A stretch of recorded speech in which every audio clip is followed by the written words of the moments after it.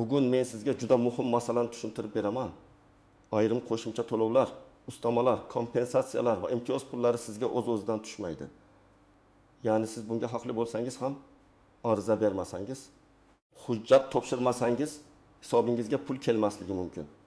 Bu nafaqaxo'rga ham, nogironligi bor fuqaroga ham, bolali oilaga ham, o'quvchisini yo'qotgan oilaga ham, ayrim hollarda ishlayotgan odamga ham tegishli bo'lishi mumkin. Shuning uchun bu videoni oxirigacha ko'ring. Chunki men qaysi to'lovlar arizasi bermasligi, kimlar xavotir olishi kerakligi, kimlar esa kutib o'tirmay darhol harakat qilishi kerakligini aniq misollar bilan tushuntiraman. Hozirning o'zida kanalga obuna bo'ling, like bosing.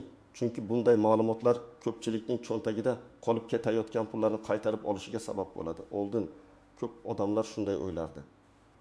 Davlat menga biror to'lov belgilagan bo'lsa, demak tegishli idora hammasini o'zi ko'radi, o'zi hisoblaydi, o'zi plastik kartamga tushirib beradi.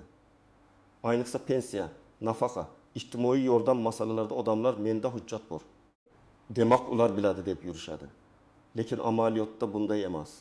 Ayrim asosiy to'lovlar avtomatik hisoblanishi mumkin, lekin qo'shimcha to'lovlar, ustamalar, kompensatsiyalar, qayta hisoblashlar, imtiyozli toifalar bo'yicha qo'shimchalar ko'pincha fuqaroning arizasi asosida beriladi. Nima o'zgardi? Hozir ko'plab davlat xizmatlari raqamlashtirildi. Ma'lumotlar bazalari bir-biriga ulanmoqda. Ayrim ma'lumotlar elektron tarzda tekshiriladi. Bu yaxshi. Lekin bu barcha to'lovlar avtomatik bo'ldi degani emas. Bazada siz haqingizda ma'lumot bo'lishi mumkin. Lekin tizim sizning haqingizni tan olishi uchun siz murojaat qilishingiz, ariza berishingiz, kerak bo'lsa tasdiqlovchi hujjatlarni ilova qilishingiz kerak bo'ladi. Masalan, odamning nogironlik guruhi belgilangan bo'lishi mumkin. Lekin u pensiyasiga qo'shimcha ustama yoki alohida kompensatsiyasi olish uchun tegishli tartibda murojaat qilmagan bo'lsa, pul hisoblanmay qolishi mumkin. Yoki fuqaro o'quvchisini yo'qotgan. Lekin tegishli nafaqa yoki pensiya turini rasmiylashtirmagan bo'lsa, davlat biladi-ku deb kutib yurish katta xato bo'ladi. Men buni oddiy qilib aytaman, huquqingiz borligi boshqa narsa, pulni olish uchun rasmiylashtirish boshqa narsa. Ko'pchilik aynan shu joyda yutqazadi. Birinchi navbatda siz qo'shimcha to'lov deganda nimani tushunish kerakligini bilib oling. Qo'shimcha to'lov bu faqat pensiyaga qo'shiladigan ustama emas.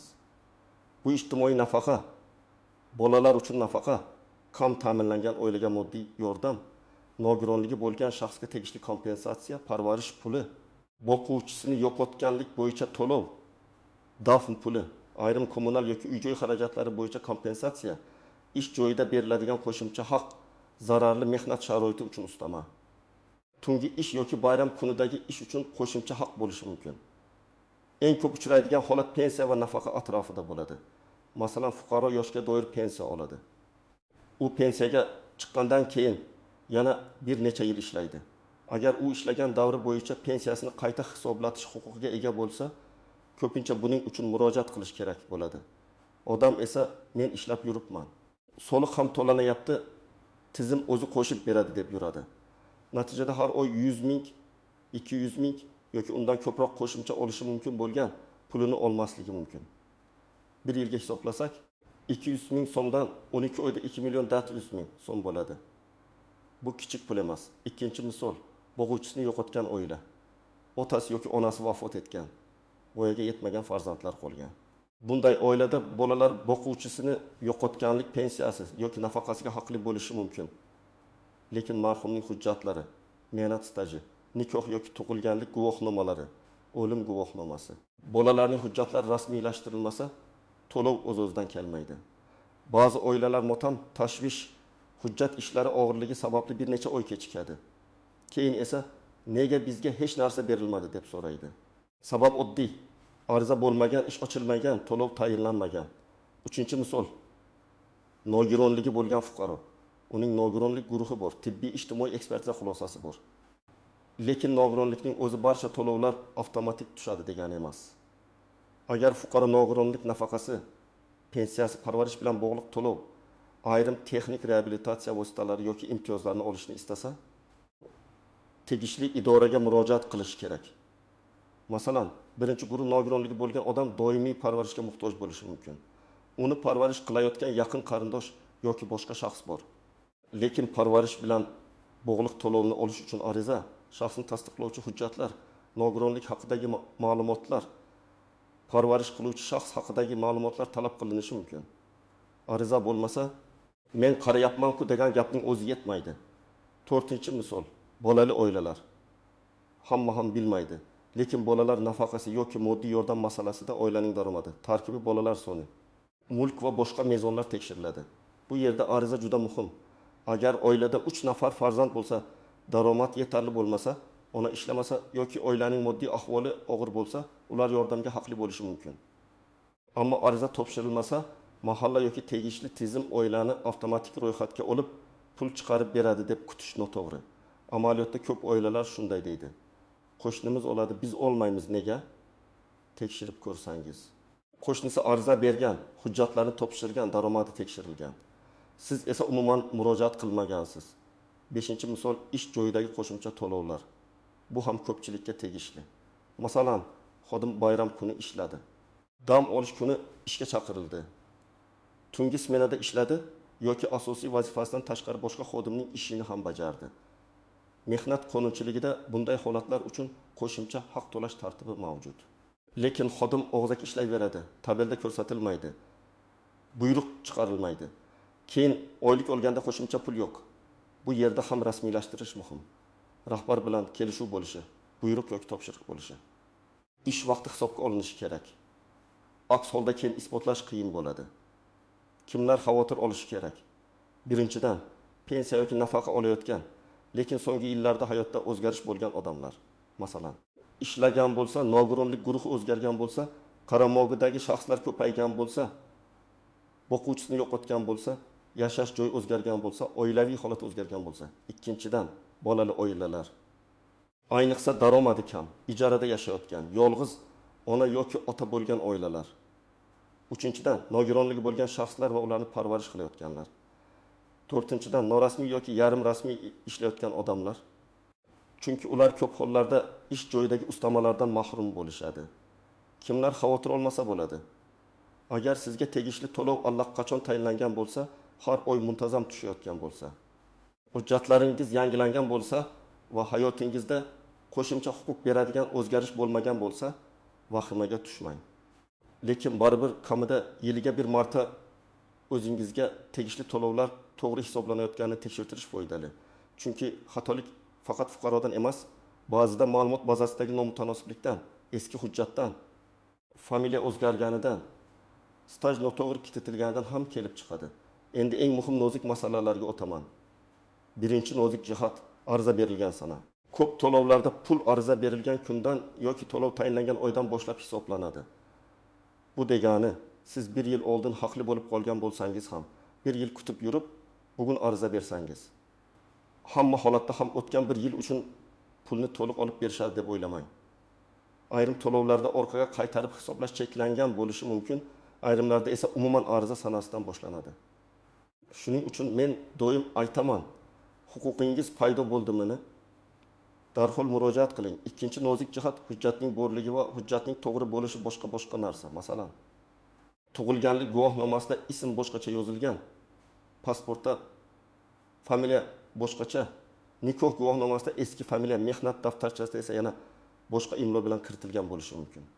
Bunday kichik ko'ringan xato pensiya stajini tasdiqlashda, qarindoshlikni isbotlashda yoki nafaqa tayinlashda katta muammo tug'diradi.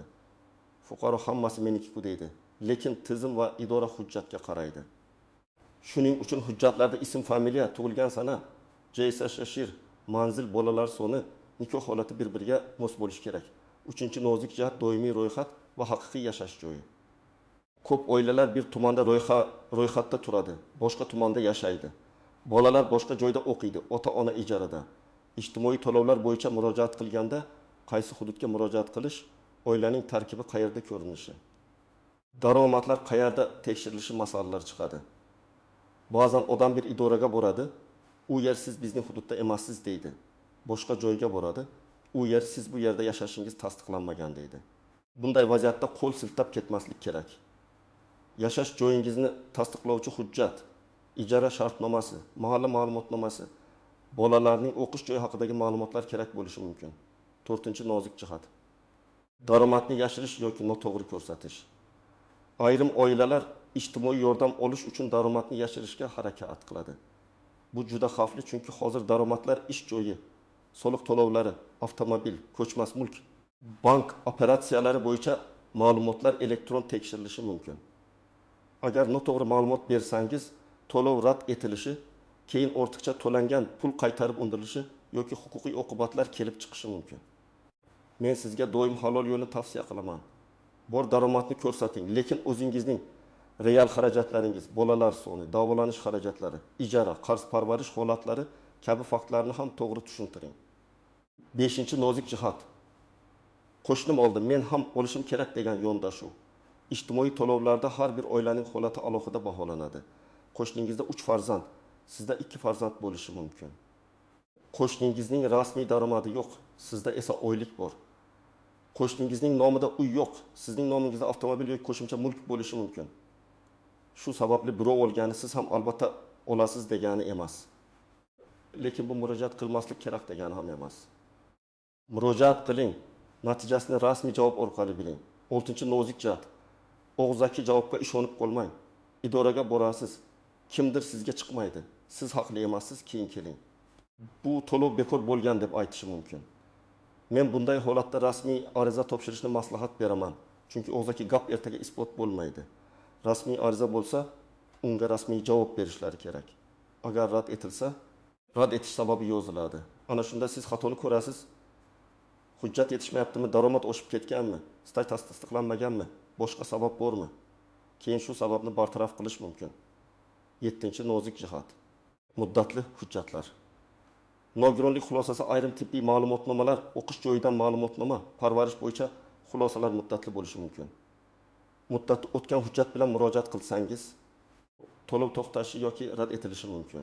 Masalan, farzand 15 yoshga to'lgan, lekin kunduzgi ta'limda o'qiyotgan bo'lsa, ayrim to'lovlar davom etishi uchun o'qish joyidan ma'lumotnoma talab qilinishi mumkin. Agar bu ma'lumotnomani vaqtida topshirmasangiz, to'lov to'xtab qolishi ehtimoli bor. Keyin yana tiklash uchun yurishingizga to'g'ri keladi. 8-nozik jihat. Bank kartasi va hisob raqam. Ba'zi odamlar to'lov tayinlangan, lekin pul tushmayapti deb o'ylaydi. Tekshirib ko'rsangiz, bank kartasi muddati tugagan, hisob raqami noto'g'ri berilgan, karta bloklangan yoki fuqaroning nomiga ochilmagan. Ijtimoiy to'lovlar odatda shaxsning o'ziga tegishli hisobga tushishi kerak.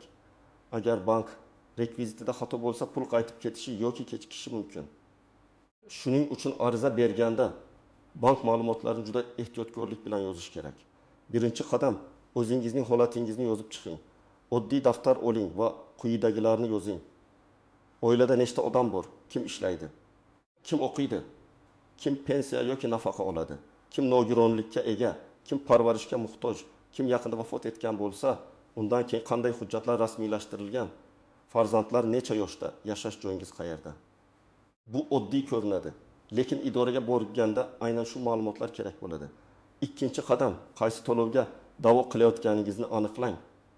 Agar pensiya yoki pensiyani qayta hisoblash bo'lsa, pensiya jamg'armasi bo'limiga yoki yagona interaktiv davlat xizmatlari portali orqali murojaat qilish yo'llarini tekshiring. Agar bolalar nafaqasi yoki moddiy yordam bo'lsa, mahalla orqali. Ijtimoiy himoya yagona reyestri tartibi bo'yicha murojaat qilish kerak bo'lishi mumkin. Agar nogironlik, parvarish yoki reabilitatsiya vositalari bo'lsa, tibbiy ijtimoiy ekspertiza, ijtimoiy himoya organlari va tegishli xizmatlar bilan bog'lanish kerak. Agar ish joyidagi qo'shimcha haq bo'lsa, avvalo ish beruvchiga yozma murojaat qiling. Keyin zarur bo'lsa mehnat inspeksiyasi yoki sud tartibida himoya qiling. 3-qadam, hujjatlarni tayyorlang. Odatda quyidagi hujjatlar kerak bo'lishi mumkin. Pasport yoki ID karta, JTSH, shir, nikoh guvohnomasi, tug'ilganlik guvohnomalari, o'lim guvohnomasi. Mehnat daftarchasi yoki elektron mehnat faoliyati ma'lumotlari, ish haqi haqida ma'lumot, bank karta rekvizitlari, nogironlik haqidagi xulosa, tibbiy ma'lumotnomalar, o'qish joyidan ma'lumotnoma, ijara shartnomasi yoki yashash joyini tasdiqlovchi hujjat, oilaning daromadlari haqidagi ma'lumotlar. Har bir holatda ro'yxat farq qiladi, lekin asosiy hujjatlar shular. 4-qadam, arizani yozma topshiring. Arizada quyidagilar bo'lishi kerak. Kimga murojaat qilayotganingiz, o'zingizning ism-familiyangiz, pasport ma'lumotingiz, telefon raqamingiz, manzilingiz, qaysi to'lov yoki ustamani so'rayotganingiz, nima asosda haqli deb hisoblayotganingiz, ilova qilinayotgan hujjatlar ro'yxati. Masalan, menga yoshga doir pensiyamni qo'shimcha ish tajribini inobatga olgan holda qayta hisoblab berishingizni so'rayman deb yoziladi. Yoki oilamning moddiy ahvoli og'irligi sababli bolalar nafaqasi tayinlash masalasini ko'rib chiqishingizni so'rayman deb yoziladi. Yoki bo'g'uvchisini yo'qotganlik bo'yicha to'lov tayinlashni so'rayman deb yoziladi. 5-qadam, ariza qabul qilinganini tasdiqlatib oling. Agar qog'oz shaklida topshirsangiz, ikkinchi nusxasiga qabul qilingan sana kirim raqami va mas'ul xodim imzosi qo'yilishini so'rang. Agar elektron topshirsangiz, ariza raqamini saqlab qo'ying, screenshot qiling, SMS yoki elektron tasdiqni o'chirib yubormang. Bu keyin juda kerak bo'ladi. Chunki muddatlar aynan ariza qabul qilingan kundan hisoblanadi. 6-qadam, javobni kuting, lekin nazoratni qo'ldan bermang. Belgilangan muddat o'tib ketayotgan bo'lsa, telefon qiling, idoraga boring, ariza raqamini ayting. Men falon kuni ariza berganman, holati qanday deb so'rang. Agar rad javobi kelsa, jahlingiz chiqib ketmasin. Rad sababini o'qing. Ko'pincha rad javobida hujjat yetishmadi, ma'lumot tasdiqlanmadi, daromad mezondan oshdi, staj yetarli emas kabi sabab yoziladi. Agar sabab noto'g'ri bo'lsa, shikoyat qilish mumkin. Agar hujjat yetishmasa, to'ldirib qayta topshirish mumkin. 7-qadam, hisob kitobni tekshiring. To'lov tayinlandi degani hamma narsa to'g'ri degani emas. Miqdorni tekshiring. Masalan, sizga 3 nafar bola bo'yicha to'lov tayinlanishi kerak, lekin tizimda 2 nafar bola ko'ringan bo'lishi mumkin. Yoki pensiya qayta hisoblanganda 1 yillik staj inobatga olinmay qolishi mumkin. Yoki bankka pul tushdi, lekin siz kutganingizdan kam. Bunday holatda shunaqa ekan deb qo'ymang. Hisob kitob varaqasini, qaror nusxasini yoki tushuntirishni so'rang. 8-qadam, hujjatlarni yangilab boring. Farzand maktabdan kollejga yoki oliygohga o'tdi. Oila tarkibi o'zgardi, manzil o'zgardi, nogironlik muddati uzaytirildi, bank kartasi yangilandi, ishga kirdingiz yoki ishdan chiqdingiz. Bularning hammasi to'lovga ta'sir qilishi mumkin. Agar o'zgarishni yashirsangiz, keyin ortiqcha to'langan pulni qaytarish talab qilinishi mumkin. Agar o'zgarish sizning foydangizga bo'lsa, ariza bermasangiz qo'shimcha pulni olmaysiz. Shuning uchun har bir katta o'zgarishda tegishli idoraga xabar bering. 9-qadam, rad javobidan keyin to'xtamang. Agar siz haqiqatan ham o'zingizni haqli deb bilsangiz, yuqori turuvchi tashkilotga shikoyat qiling. Xalq qabulxonasi, Davlat xizmatlari markazi, Mehnat inspeksiyasi, ijtimoiy himoya organlari yoki sudga murojaat qilish yo'llarini ko'rib chiqing. Lekin shikoyat ham hissiyot bilan emas, hujjat bilan qilinadi. Menga bermayapti deb yozish kamlik qiladi. Falon sanada ariza berdim, falon raqam bilan qabul qilindi, falon sabab bilan rad etildi. Lekin mana bu hujjatga ko'ra men haqliman deb aniq yozish kerak. 10-qadam, mutaxassisdan maslahat oling. Har bir holatning o'ziga xos tomoni bor. Pensiya staji, aliment, meros, o'quvchisini yo'qotish, nogironlik, mehnat nizosi, bolalar nafaqasi bir-biridan farq qiladi. Agar summa katta bo'lsa yoki rad javobi tushunarsiz bo'lsa, yurist, pensiya bo'yicha mutaxassis, mahalla mas'uli yoki davlat xizmatlari markazi xodimidan batafsil tushuntirish so'rang. Bugungi eng asosiy fikr shuki, siz biror qo'shimcha to'lovga haqli bo'lishingiz mumkin. Lekin ariza bermasangiz, hujjat topshirmasangiz, hisob kitobni tekshirtirmasangiz, bu pul sizga kelmay qolishi mumkin. Ayniqsa pensiya qayta hisoblash, o'quvchisini yo'qotganlik, nogironlik bilan bog'liq to'lovlar, bolalar nafaqasi, moddiy yordam, parvarish puli va ish joyidagi qo'shimcha haqlar bo'yicha befarq bo'lmang. Men sizga tavsiya qilaman. Bugun hujjatlaringizni ko'rib chiqing, oilangizdagi holatni tahlil qiling, qaysi to'lovlarga haqli bo'lishingiz mumkinligini aniqlang va rasmiy ariza bilan murojaat qiling. Og'zaki gapga ishonib qolmang, hammasini yozma qiling. Ariza raqamini saqlang, javobni talab qiling. Agar sizda shunday holat bo'lgan bo'lsa, izohlarda yozing. Qaysi to'lovni ola olmayapsiz? Qayerga murojaat qildingiz? Sizga nima deb javob berishdi? Men keyingi videolarda eng ko'p uchraydigan savollarni alohida tushuntirib beraman. Video foydali bo'lgan bo'lsa, like bosing, yaqinlaringizga yuboring va kanalga obuna bo'ling. Chunki o'z haqingizni bilsangiz, arizasiz yo'qolib ketadigan pullarni qo'ldan boy bermaysiz.